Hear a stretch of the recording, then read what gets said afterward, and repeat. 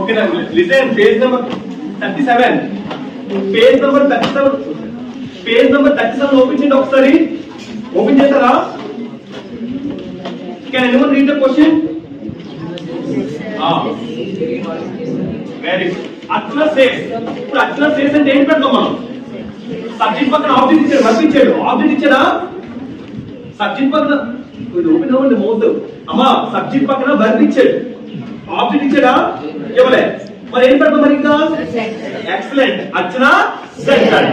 Archana said that. ఓకేనమ్మా? అది present ఇచ్చినా, ప్రజెంట్ పర్ఫెక్ట్ ఇచ్చినా సెడ్ దట్. ఓకేనమ్మా? అర్చన సెడ్ దట్ రాసమ్మా. ఇప్పుడు చూడండి, చాలా మంది ఆన్సర్ అలాగే రాసేస్తున్నారు. కీలో కూడా అలాగే ఉంది. కీలో ఏముందా చెప్పండి. ఇంకా మారిందా? మారిందా? అక్కడ చూస్తారు మారలేదు. ఈజ్ కాస్త వాజ్ రావాలి కదా. అక్కడ ఈజ్ ఉందా? ఈజ్ రాస్తాను నేను రాయలేదు. ఈజ్ కాస్త ఏమనుకోద్ది? ఈజ్ కాస్త వాజ్ రాయాలి. కానీ అక్కడ ఈజ్ కి వాజ్ మారలేదు, అలాగే ఉండిపోయింది. డిగ్రీకి అర్థమైందా? ఈజ్ వస్తే వాజ్ రాయాలి, రూల్ కదా. మరి ఈజ్ వాజ్ రాయకుండా అది కీలోని ఈజ్ అని రాస్తాడు. కీ తప్ప కాదు. కీ అంతే. It is very hot in Jaisalmer అనేది రాజస్థాన్ లోని ఎప్పుడు వేడిగా ఉంటది. అది ఫ్యాక్ట్ కదా. ఫ్యాక్ట్ మార్చకు మనకి ఏం కదా. The earth revolves around the sun ఉంది. నువ్వు మార్చగలవు దాన్ని. కొన్ని థింగ్స్ మనం మార్చలేవు. అలాంటప్పుడు మనకు రూల్స్ సంబంధమే లేదు. రూల్స్ ఏమీ చేయలేవు. రూల్స్ ఎలాంటి మారుస్తాయి? కింద కండక్టర్ సెట్ అలాంటి వాటి మారుస్తాయి. రాజస్థాన్ లో ఎప్పుడు వేడిగా ఉంటది, అది ఫ్యాక్ట్. రాజస్థాన్ లో ఎప్పుడు వాటర్ కరువే, అది ఫ్యాక్ట్. మీకు శ్వాస ఉంటుంది కదా, rain water carried out.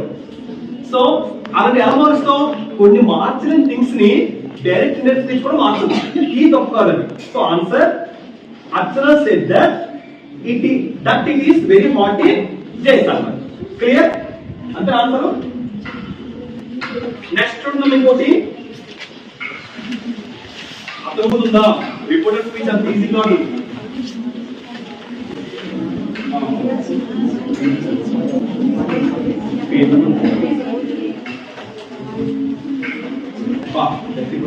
The old man asked Valli, "Why do you travel alone?"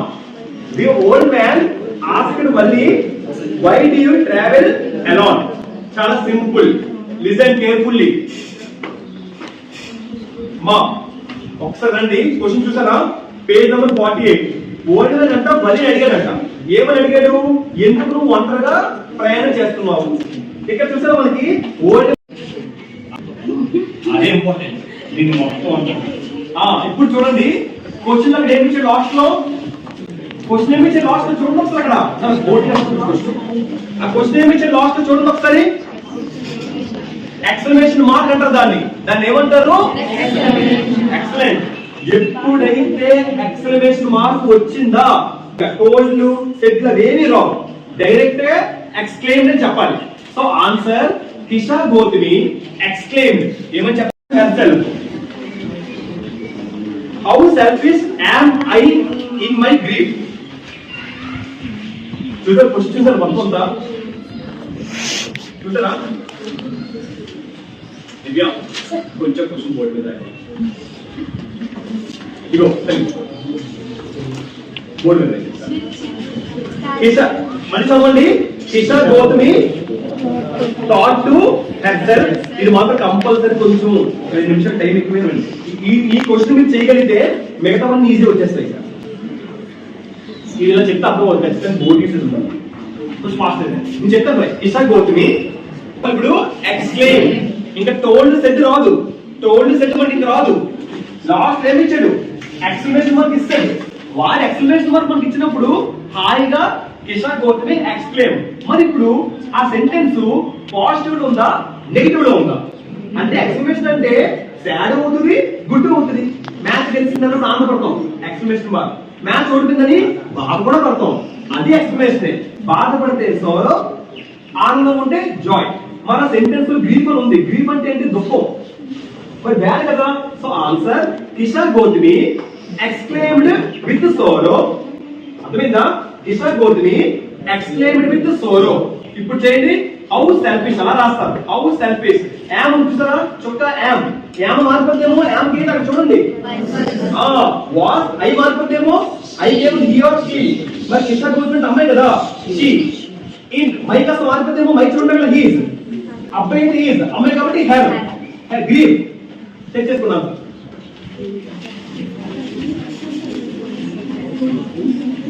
Mandela set కాబట్టి ఏం పెట్టాలి మండేలా నెల్సన్ మండేలా.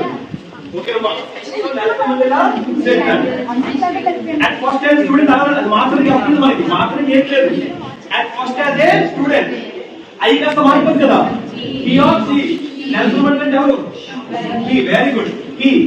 వాంటెడ్ కాస్త వీటు మారిపోతేమో వీటుకి ఏముంది అక్కడ had. So had wanted freedom. Had wanted freedom only for myself రాకూడదు himself. Clear అంతే రూల్సే అన్ని రూల్సే. ఓకేనా.